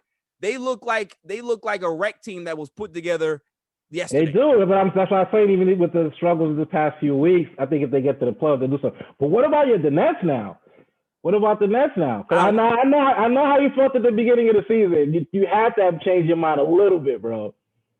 Now, the only thing that I want to say, KD's still not back, and that's what sunk the Clippers kind of last year. They started to play together 11 times. Like, you're not going to win a championship like that, bro. Right. But have they impressed you at least a little bit? Because 2 things. You were right about defense, but at the same time, I'm not feeling that defense is being played that great in this league this year. They just came off the 71 win game, 71 day break. So I don't know if people's legs are really there for the defense. So with that and the way that they score, can a team outscore them for 4 out of 7 games? Like, how do you feel? Because I know you was definitely saying Bulls go early in the year, but I have to be watching them this past few weeks. I know you have to change your mind at least a little bit. I ain't gonna lie, Jeff. I ain't gonna lie to you, man. I ain't gonna lie to you. They scare me. They scare me. They scare me. I can't even put together a team like this in NBA 2K. Much like we got this in real life. It don't make sense. It don't make sense. So listen, kudos to them. They playing well. The offense is clicking. I like the young boy that they have over there, Nick Claxton. I think he can be a star for them if they continue to let him play and develop. They have a ton of offense. I think KD's situation is a little problematic for me because we all know that when you're coming off an injury, like an Achilles injury, you start to overcompensate. and overcompensation ends up, you'll get injuries elsewhere. Your hips start to hurt. Your other knee will start to hurt. You have back injuries. You have ankle. So he's starting to have hamstring issues or whatever it is. He has a myriad of stuff that's going on. It's because that Achilles injury takes a toll on you. It does, man. It does. You are not the same player you are when you come back. Although he's played great, he's looked like an MVP candidate. He was playing too much, in my opinion. And, of course, he's going to be prideful and say, yeah, I'm fine. But they should have took a little bit more precaution with him in regards to keeping his minutes to 25, 28 minutes a game, making sure that he doesn't play so often. They have the luxury to be able to do that. So if he stays healthy and they can get him back in the playoffs, sky's the limit for the Nets. My concern with the Nets is that I don't trust James Harden in the playoffs. I don't trust Kyrie Irving to be there in the playoffs. I don't trust Steve Nash because Steve Nash has never won a clutch playoff game as a player, and he damn sure ain't going to win one as a coach. I don't trust Mike D'Antoni because Mike D'Antoni coached the Houston Rockets, and he couldn't get them to the finals. He's a choke artist, and he coached the coach that's a choke artist, and they're all choke artists. So this is what I'm saying. Yeah. It's a clusterfuck of choke artists on the one organization. Who's gonna get over the hump here? Who's gonna be the one to get over the hump? I don't know. Because who's coaching who? Who's telling somebody who? Where are you getting your information from? You're gonna listen to Steve Nash and say, "This is how you get to the NBA Finals." You ain't been there. You ain't never got there. I remember when you choked every time you got into the Western Conference Finals. Yeah, I remember that. So why should I listen to you? And why should I listen to the old guy next to you? Because he hasn't gotten anywhere either. And then you got Amari Stoudemire who can't even spell defense on your assistant coaching. Listen, they are a fun team to watch. I love them, but they are a circus. There's a reason why I call them the Big Top Nets. They are a circus. However, I'm going to say this, and I've been saying it all year, and it's starting to click now. Watch out for those Bucks. They got Drew Holiday. He's starting to look like himself. They just made a trade for PJ Tucker. I saw that. Huge. Yeah, I saw that. Huge. That came across my phone. I saw that. PJ Tucker is going to be able to lock up whoever they got over there. And when you put those two Bulldogs with Giannis, that's a good recipe. So now you don't have to rely on Chris Middleton to be your second leading scorer. That goes to Drew Holiday. Yeah. Chris Middleton now becomes your tertiary scorer, your third guy. That's the way the pecking order should be. And if that's the case, they have a chance. Yeah, and you can't build that wall under the rim because now you have shooters. That's what I'm saying, man. They have the pieces to actually compete with Brooklyn. Are they going to beat Brooklyn? I'm not going to say that, but they will give Brooklyn a fight. They're going to give Brooklyn a mean fight. So yeah, we'll see. But they to answer your question, they've impressed me. The Nets have definitely impressed me. I like the way James Harden has taken over in regards to his assertiveness as a point guard. He's just one of those super talented guys that if you want him to be point guard, he'll lead the league in assists. If you want him to be your leading scorer, he'll lead the league in scoring and score 40 points a game. He's just one of those dynamic, special talents. But is he a winning player? No. I want to see that this season because before we asked him to do it as the leader of the team. Right. If KD comes back and is healthy and he doesn't have to be the leader of the team, I think James Harden could surprise a lot of people with his playoff performance this year. Now, He's still not going to get over that hump because you couldn't do it when he was by yourself. You couldn't do it with Chris Paul. Couldn't do it with Russell Westbrook. Right. So he's still going to get dinged. But I think a lot of people are looking at him like James Softon when it comes to the playoffs. And I think this season he could definitely turn that around. So Rookie of the Year, LaMelo, easy? Oh, yeah. He's phenomenal, man. That kid is special. Lonzo Ball is now the brother of LaMelo Ball. Jello. Listen, LeVar. Shouts to LeVar. Shout out to LeVar. Yeah, shouts to LeVar. He's done great with his kids, but I ain't gonna lie to you, man. That middle child, he done messed up with Jello. Like Jello, I don't know. Football. Jello, what he should have told Jello to do, and I think you're gonna like this take. He should have made Jello go to agent school or to get his agent. Yep. That's what Yep. Jello needs to be. He needs to be, open up an agency, be that type of guy, create. I don't know if you want to put the big baller brand or create something else, but that's the lane that he should be in. Like, he's not a basketball player. He's more LeVar Ball than the other two. Yeah. If you notice, LaMelo was wild athletic. Lonzo has athletic ability. Jello doesn't. Jello is LeVar. And Jello's the one getting in trouble in college. Yeah, and Jello, he's the one that's stealing stuff in China and all that nonsense. So it's like, that if there's one mistake that LeVar made is taking Jello out of school, is not allowing him to learn from his mistakes. Let him serve his punishment at UCLA and let him finish out his tenure at UCLA. Because if he would have finished out his tenure in UCLA, he could have had a career overseas if he wanted to. So, it's certain things like, as parents, we're never going to have it right. Yeah. We're not always going to be perfect. We're going to have our shitty days. We're going to make mistakes. But, all in all, he's done right by his kids. But I will say this. I don't like what he's doing to Lonzo. I don't like it. Yeah, it makes it hard for him. But I mean, right now, Lonzo's a vet. I don't know how much in the locker room he's getting. Or your father said this, or your father said that. I think everybody knows but what think LeVar about Ball's it. MO is by now. So I don't know if you heard the latest stuff. Is that he's talking about New Orleans. Oh, Lonzo hates it in New Orleans. It's like, if your dad is saying this, people are gonna look at you sideways. They're like, where is it coming from? Where did he get it from? Yeah, where is it coming from? So like, at some point, Lonzo has to pull LeVar aside and say, yo, my man, I love you. You're my dad. You've done a ton of stuff for me. I'll never forget it. I'm always going to be, in debt to you, but you got to cool off. Don't talk about my situation to nobody because it's my situation. It's not yours. It's not yours. You know what I'm saying? And the thing is, Lonzo is starting to catch the residual effects from that because this is going to be, from what I'm hearing, the reports are saying that the Pelicans are not going to match any offer for Lonzo in the offseason. That was the report I read too. So it's like this is going to be his third team in 4 seasons or 5 seasons. That's a concern. That's a concern for a guy that has all of this talent. And you look at his numbers, he's averaging 14.5 points a game, averaging like 4.5 rebounds. But the 5.3 assists concern me.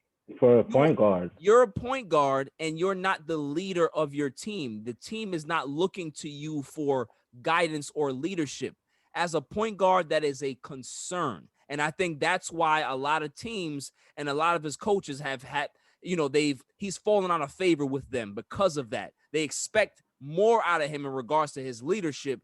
It's not there. So it's like, if you don't have the leadership qualities of a point guard, why should I play you? Yeah, but has he truly been empowered as a point guard though? Because when I watch it this season, because the past few seasons, I feel like when he was at UCLA, he ran the floor. So he was able to do everything he was supposed to do from a point guard point of view. Right. He's playing like a backup these past few. I don't watch enough. Well, I see him, he doesn't look like a starting player. He's not playing like a starting. He's coming off the.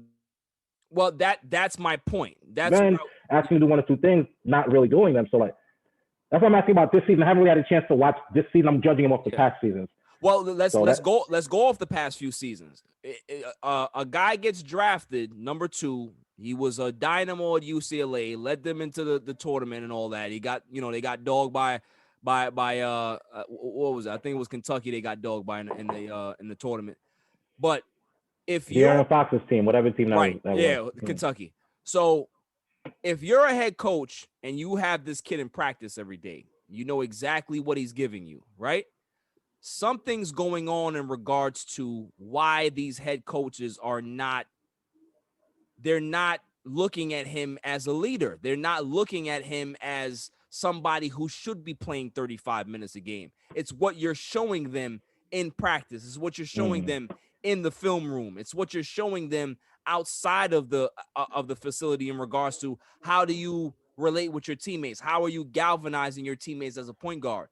Maybe he wasn't doing all of those things. And he continues to not do those things because he fell out of favor with Alvin Gentry. He fell out of favor with Luke Walton. That doesn't mean much because Luke Walton's a bad coach. It meant a lot to Alvin Gentry, though. Go ahead. Yeah. And Stan Van Gundy, who's a respected coach around the NBA, you know what I'm saying? He's playing with Stan Van Gundy, but I don't see Stan Van Gundy looking at Lonzo Ball as a guy that's like he's a cornerstone for this team. Like they can be able to replace him and get somebody else that's a legit point guard and be able to be better than what they are. They're underachieving with the talent that they have. Yeah. And then you're looking at the GM. If David Griffin is looking at Lonzo and is like, okay, I like Lonzo, but what's Lonzo's value exactly? Is he a $20+ million player? No, he's not. No, he's not.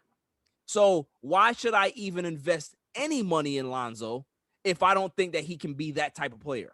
You invest in guys, you give guys long-term contracts based on what you think they're going to do, right? Yeah. So yeah, you're right. If he's not showing in the practice. Right. So if David Griffin is looking at him saying, I don't think that he's a $20+ million player, then there's nothing else to see. So I don't, and I also don't think he's going to go somewhere else that's going to help, because if he goes to New York, I don't see him being better than Emmanuel quickly in a year or two.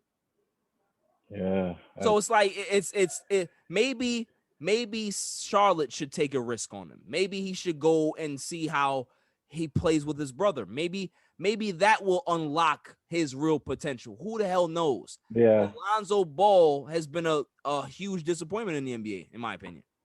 Yeah, no. Now, only reason I asked, because I personally thought LaMelo was going to be the big disappointment. Like, we saw him play against grown men overseas, but I do remember something that stuck out to me when they were looking to sign him, Charlotte, right? When they're looking to sign him, the thing that they liked about him most wasn't his basketball acumen, it was his social media profile.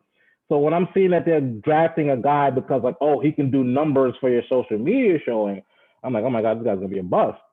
And then they start showing him on SportsCenter all day long. They start showing him on social media all day long. I'm like, wow, they're really pushing for this guy to be something. Most athletes under that pressure really crumble. So the fact that he's like averaging 25 now and fucking is on ESPN every night for a legit good plays, I'm just like super surprised. And I feel like he's always going to stick in the back of my head now. Just from where he started to where he's going to be. I think that's just really cool. Like, well, I can me tell getting you. into the NBA, I'm gonna follow him now. Everybody else is old. I gotta follow somebody young. So Yeah. I rock with him. Well, no, I can tell you about LaMelo Ball is that LeVar had said from jump that LaMelo was the most talented from day one, and you saw the fact that LaMelo, no matter what the situation was, he was always very level-headed. He was always very cool and calm. He never said much. He wasn't a kid that got into trouble. He was just a basketball player. He just did exactly what he was supposed to do: play ball. What was the most amazing thing about this kid is that he just kept growing. Like he still has the potential to probably grow an inch or two, which means that he may be able to fill out at 6'9". Yeah, that's 6'9.5". So you think about that and his skill set, his passing ability.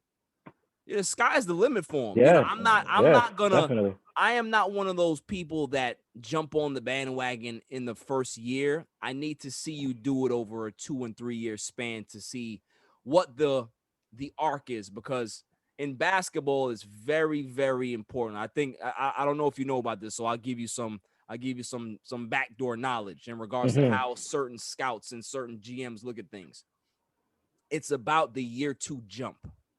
So you don't really care about what your rookie is doing in year 1. If you get them to be highly productive, kudos to them. It's that year 2 jump that you're looking for. You're looking for a 50 to 60% jump in their production. So, and that's when you know that a player is going to be good. Okay. Damian Lillard did that. Brandon Ingram did that. Brandon Ingram went from 7 points. He went from 7 points for his rookie season to averaging over 15 points his second year. Then it just continued to go up. That's how you know players are going to be good. It's why you're seeing Ben Simmons. He's kind of plateaued offensively, right? Because you haven't really seen a jump from year 1 to year 2.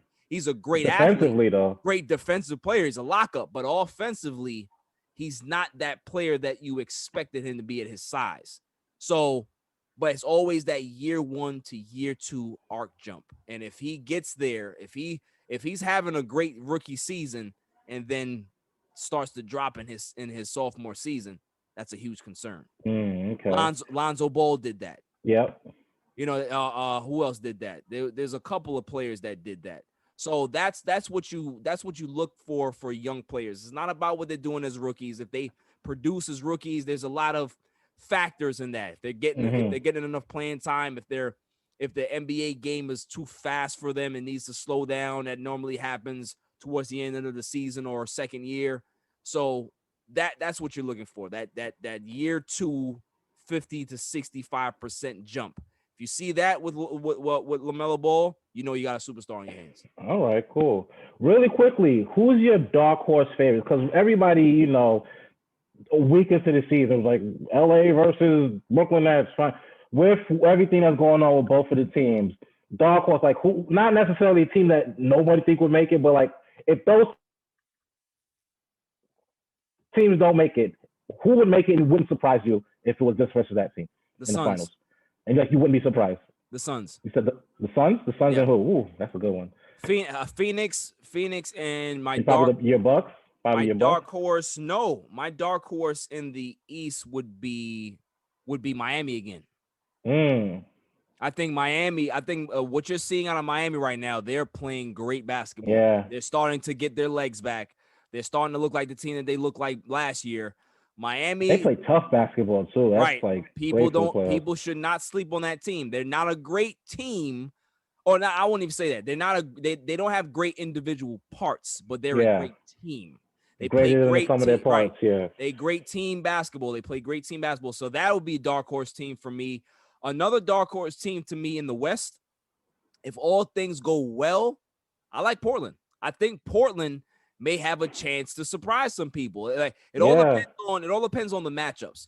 Playoffs are all about matchups. If you get favorable matchups, you can be able to make a run. If they can get favorable matchups, they have a shot. It's just like Denver. Denver got favorable matchups last year in the playoffs. That's why they were able to get to the Western Conference Finals. But we all saw what happened when they got to the Western Conference Finals. They got the doors blown off of them. Why? Because they weren't ready for it yet. They weren't ready, yeah. So, it's all about matchups, man. So those will be my dark horse teams. You notice how I didn't mention Philly, because the only reason why I don't mention the Philadelphia 76ers is I love Joel Embiid.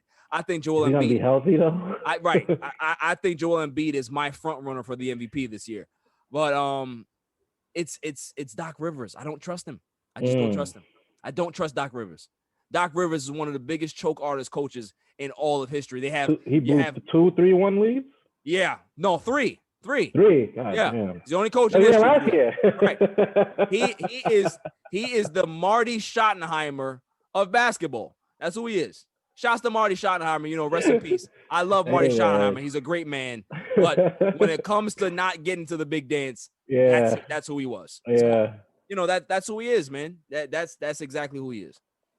Nah, I like those dark horses. I'm gonna keep an eye on those, especially the Phoenix Suns, because they actually started doing pretty good last season, but they turned everything around. And listen, Chris Paul is an organizational lifter. Whenever give that man his flowers, man. Yeah, give that man his flowers. Now you have to. Like whatever organization he touches, they win. That's just because he demands so much out of his teammates, and he demands so much out of the organization. It's why he's not beloved. People hate Chris Paul. Yeah, his teammates hate him because of how he behaves. But there's a reason why he behaves that way, because he wants the best out of you. He's not gonna settle. He's not gonna settle for you trying to tank it in, and that's why him and James Harden didn't agree, because he was like, "Listen, let me be the point guard of this team, and we can be able to excel to new heights." Nah, I'm gonna do my own thing. Okay, you want to do your own thing and go ahead and flop. So that's what Chris Paul is about. It's about embracing winning culture, and this is why I wanted the Knicks to get him, because he would have did, like, as good as the Knicks are playing this season, what he would have did with that team this year they would have probably been a top 3 team. I'm not gonna lie to you. Yeah. So- But there's always contract concerns with him. He gets paid so much. Well, yeah, I mean, it's contract concerns, it's health, but kudos to what he's doing over there. Yeah. So, we'll Shout out see to what him. happens. We'll definitely see what happens. But before we get out of here, Jeff, I always like to do some rapid fire with my guests. So I'll spit out some names here, and you'll give me who's better in your opinion, right? Okay. All right. I can see an argument coming. So I'm not gonna argue. I'm not gonna argue with you. This is one of my rules. I can't argue with my guests when it comes to their opinion on rapid fire. So greatest quarterback. Who would you rather take? Dan Marino or Drew Brees? Ooh, greatest quarterback rather take. This is a biased answer because I know how good Dan was. Yeah. I've seen more of Brees, so I'm probably going to take Brees. Okay. You going Drew Brees? Yeah, I have to go with. I've seen more of him. Yeah. But I respect Dan, man. We wouldn't have the game we have right now if it wasn't for him. Right. That's a good one. Let's see. Better power back, Terrell Davis or Beast Mode? I love Beast Mode, man. I love him to death, but you got to go TD. Did you see the way my man used to run through those defenses? Yeah, he was a beast. Oh my! He was like water. He was like water. Just cut through that one cut. Boom! I'm out of here. Yeah. I mean, he's a power back. He'll hit you, but like he was so light on his feet. Like he'll tiptoe through the line and burst. TD was a bad man, bro. Right. Bad man. Let's see. Better wide receiver. This is gonna be a good one. Terrell Owens or Calvin Johnson? Ooh, that's a good one. Shit. I'm gonna go Calvin because I know the team's gonna be intact. if he gets 2 or 3 balls for the game, he's not gonna try to blow up the team after. So I'm gonna have to rock with Calvin. You're gonna leave Terrell Owens alone. You're gonna leave my man alone, right? Yo, you couldn't catch it from the back. Terrell Owens caught the ball. You're not catching him from that's nuts, bro. Yeah. You definitely had the skill, but Let's see. I'm gonna get you with another one. Better defensive lineman, Michael Strahan or Aaron Donald? Ooh, that's another. I hate to do this, but I have to defer to the rings. Because Strahan, he held down that line, and when that Super Bowl was billed, it was Tom Brady versus OC, Strahan. It was Tom Brady versus the line. Yeah, the beast of the midway. Trust me. So I'm gonna go with him. Plus, as ill as Aaron Donald is nowadays, because you never really seen this back in the. They'll put 4 people on. They don't care. They'll literally throw 4 people at him. Yeah, So I'm gonna go with Strahan because they've taken Aaron Donald out of the game. I don't feel like Strahan's ever been taken out the game. Yeah, I'm gonna go with true. Strahan. That's true. Okay. Better cornerback, Darrelle Revis. Don't do it. Or Deion Sanders. Oh my God, bro. So if you really, really look at the numbers, Deion had the numbers because what you want from a cornerback is no catches. This nigga shut down the whole half of this. But Deion, bro, you ever watch Deion? Yes. Deion would battle you, bro. Like Deion, first of all, you can't call him a man. He's a cover corner who don't give a shit about interceptions. Like he's either gonna pick the ball off and run it back, or you might get it. But like he's looking to run the ball back. So if you make catches on Deion, you can't ding him as a cornerback because he's not trying to stop the catch. He's trying to pick it off himself and run it back. So one of my favorite games was the Cowboys when they went against San Francisco, and Michael Irvin had 8 catches, 152 yards, and 2 touchdowns? Yeah. That was still one of the illest battles I've ever seen from a defensive back and a wide receiver. And the next time I saw a battle like that, honestly, from my eyes, was Roddy White versus it was Roddy White and Mr. Sherman. Yeah. So I mean, Damn, bro, you really gonna do this to me? I have to go. I have to go prime time. I have to go prime time. Now, now I gotta hit you with another one. So primetime wins that matchup. Better cornerback, primetime or Charles Woodson? Ooh. See, Woodson will hit you. Deion's gonna catch it and intercept it. Woodson's gonna hit you. Right. So, you know what? If I had to pick one to have on my team, because I think Deion's better, but I'm gonna take Woodson. Right. Yeah, he brings the pain. pain. Shut that man down. But Deion, he's looking for the pick. He's looking for the high score. He's looking for everything. Charles Woodson gonna play his position. So if I'm building a team, I gotta go with him. Okay, cool. So we'll move the basketball now. Better defender, Kawhi Leonard or Scottie Pippen? Scottie got 6 rings, bro. Scottie helped, MJ ain't getting nothing. It's not just rings, but it's such a big thing. MJ ain't getting no rings without Scottie, bro. Facts. MJ was getting bounced out the first round without Scottie. So, I mean, Kawhi does his thing, and he did, but I feel like in Toronto, he looked like more of a defensive presence than he has all season this year. Thank you for playing back-to-back, Kawhi. Right. Welcome back to the NBA. Right. But, nah. He's great, but I feel like he left the claw in Toronto. Yeah, and I ain't gonna lie to you too. Once you put on that Clippers jersey, you are Clippers scum, and you are eliminated from any categories in regards to GOAT and greatest. So, all right, who would you rather have, Allen Iverson or Steph Curry? Yeah, where do you get these questions from, bro? That's wild. Seeing what they're both doing by themselves right now, I'm going to take AI. Because Steph is a man, but he's struggling, bro. He's struggling. You saw the team that AI took to the finals, bro? But listen, he's played well this season in regards to having that team. He's played well. Yeah, where they're at, I didn't think that they would even be this competitive. So shouts to Steph Curry for doing all he can to keep that dumpster fire afloat. Okay, so you taking AI. I gotta take AI.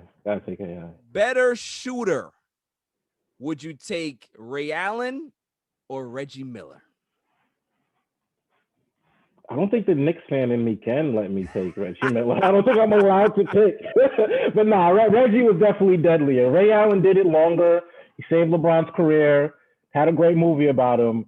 But I mean, Reggie Miller was just killing the Knicks, bro. Yeah. And then does Ray Allen? I mean, the iconic shot that Ray Allen took. Well, he has a couple iconic shots actually. He did it for Boston too. But I don't think it's better than. Oh yeah. It's not better than that, bro. Oh yeah. You gotta give it to Reggie. That was one of the most iconic games ever. I'll still watch that game when it comes on NBA Classic. Reggie Miller was a problem, man. All right, better big man. Would you rather take Hakeem Olajuwon or would you take Patrick Ewing? Well, I mean, didn't Olajuwon beat you? Oh, see, yeah, this is terrible. You're making me like the championship rings guy, and I don't feel like I'm that guy at all. I feel that's what you sounded like right now, though. I know. Nah, I'm gonna rock with Ewing, man. They threw my man out of Knicks. I don't like how the Knicks is handling him. I gotta. He gotta have a win, so I'm gonna give him that win. I'm gonna take Ewing. Shouts to Pat. For real. Okay, let's see. I'm not asking a GOAT question. I don't ask that question. But here's what I'm gonna ask you. This is going to trip you up. You may end up getting mad at me. Who is your greatest athlete of all time in any sport? Oh, my greatest athlete of all time, any sport. He doesn't get the recognition he deserves. And I can even make arguments against him.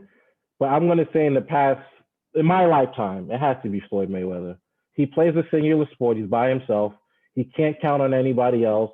The guy's 50-0. It's boxing. You don't, even if you're cherry picking, you don't get to 50-0 in professional boxing without being one of the greatest of all time. His style is a little boring. I can definitely pick 5 boxers that I like more.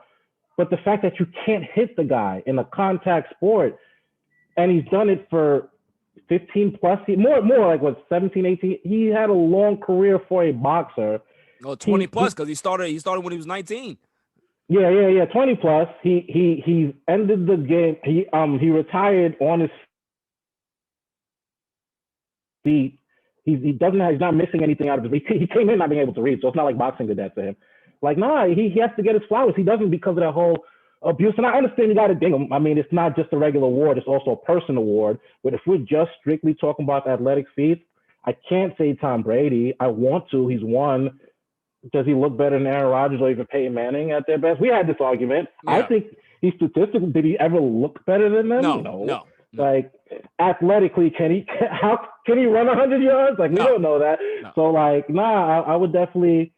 I mean, but it's going to be somebody from the solo sports. It's going to be, my top is going to be Floyd, then possibly Tiger, and then Serena, because they don't have teammates to lean on. They got to do this by themselves. So that's fair, man. I respect that answer. I like that Floyd answer. That's a good one, man. That's a good one. My answer to that question would be Usain Bolt. That's my guy. That's my guy. I think he's the greatest athlete to ever walk this planet. Because of his size, that speed, it just doesn't make sense. You don't have speed and power in that type of frame. It just doesn't. Yeah. It doesn't make sense. So, I love your Floyd answer. Great answer, my man. It's been a pleasure. It's been fun. Definitely, brother. Yeah, man. So, thank you for coming on the show, and I'll probably have you again and just calm down on the sports betting because you're crazy. All right. Shout out to you, bro. Shout out to the Brooklyn Nets. Shout out to you. My man had the beginner's luck. I jumped on that early. I was like, listen, I'm not even gonna question. I ain't gonna argue. Jumping on it, bro. I took one shot. I hit my shot. I'm retired now. That's it. Hey, listen. Undefeated, baby. Undefeated. That's what's up, man. So I'll talk to you, man. All right, brother. Take care. I'd like to thank my man Jeff for coming on the show. He definitely knows football. He has a lot of knowledge with that, so definitely a great conversation. The only thing I didn't like is him talking about the Clippers having a chance at winning a championship. No. But coming up after the break, the greatest segment on the planet, Dummy of the Week, on a Saturday. It's all even. Yo, it's your man DJ G Money from that Flip the Script podcast. You see it? We in the studio right now. Flip, shut up. Yeah. Whoa, listen. Shout out to the All Even podcast. My man Barry Grant Jr. What's up, man? What happened? What you want to say to the people? Shout out somebody else's podcast. Yeah, don't get the joint. What's up? All Even. All Even podcast. Yo, it ain't even up here, boy. We put this what's up, man? All Even. Yo, you. Oh my God. What's up with you, man? Now that's a shout out. You keeping this? Yeah, keep all that. You want to jump in All the Even podcast, right? Yeah, All Shout Even. out to All Even podcast, right? All Even. That's your man. My man. All right, shout out to All Even podcast. He cool? 100%. He cool. Is he cool? Let me see. Is he cool? Yeah. Put him in G. Oh, shout out G. Cool,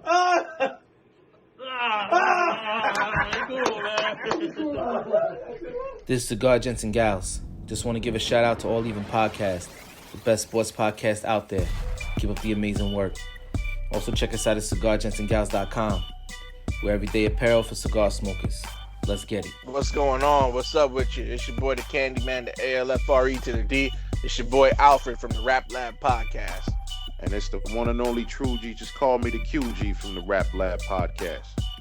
And you tuned in to All Even with Barry Grant. Boy, that shit crazy. Welcome back, y'all. So without further ado, the greatest segment on the planet, Dummy of the Week. Dummy, yeah. We pick candidates on Tuesday and Saturday, and then we pick the winner on that Saturday show. So let's just get right to it. May I have the drum roll, please? And the winner is Deshaun Watson, quarterback of the Houston Texans. Deshaun Watson is my dummy, yeah. Ladies and gentlemen of the jury, would you believe me if I told you that this was a young man who had the respect and the support of millions? Said that he hated his organization. He no longer trusted them. They wronged him. They did a whole bunch of stuff behind the scenes that we probably will never hear of, or maybe we will, and he wants out. And everybody was like, yeah, you go ahead and tell him, you stand your ground. Don't take that nonsense. And everybody was like, yes, let him do what he wants to do. Let him control his future. Then all of a sudden, There's an allegation that comes out, and there's a civil suit. It's like, all right, he takes to IG and he shames the situation, talks it down or whatever, and then it turns to 3, then 7, then 12. And would you believe me if I told you, ladies and gentlemen of the jury, that it's now at like 22? 22. And we're hearing that he was hitting up people in their DMs because the regular masseuse that he had, they were having issues due to COVID. What? What? That's the excuse. Man, oh man. I ain't gonna lie to you. I need to see what happens. I'm not saying that he's guilty or these girls are lying. But 22? Even if 20 of them lying, there's still 2 out there. That's crazy. Ladies and gentlemen of the jury, what a twist. From hero to potential creep. Just the way the cookie crumbles. It's just the way things can be able to flip just like that. Everybody thinks that he's this model citizen and, this great guy, and you may still be that guy. But if this is true, we are looking at a level 10 creep boss. He's a Bowser. He's Bowser level. Bowser level with the creepness. Like, this is, I don't know, man. I don't know when these guys are going to learn. Looks like a smart guy, but maybe he isn't. Maybe he's been getting hit with a lot of dummy sticks. Maybe he was crossing the street one day and a dummy truck hit him. I don't know. Plays football. Maybe he got too many dummy sacks. I don't know. Don't know. But what I do know is that if this is true, he has no sophistication in his game. Zero. No game. The man has 2 starting 5s and 2 benches accusing him of being a creep. He's gotten out of tons of jams as a quarterback. I'd love to see him get out of this one. So Deshaun Watson, you have a conga line of people calling you a creep and one of the biggest losers out there. But you're a winner for Dummy of the Week. That's all for this show. That's all for this week. I'll see you guys next week on Tuesday. Until then, stay safe, stay cool. Peace. You can catch me on Twitter and Instagram at All Even Podcast. Listen to the show on Anchor, Spotify, SoundCloud, and wherever podcasts are available. And check out my YouTube channel, All Even Podcast. And don't forget to share, like, and hit that subscribe button.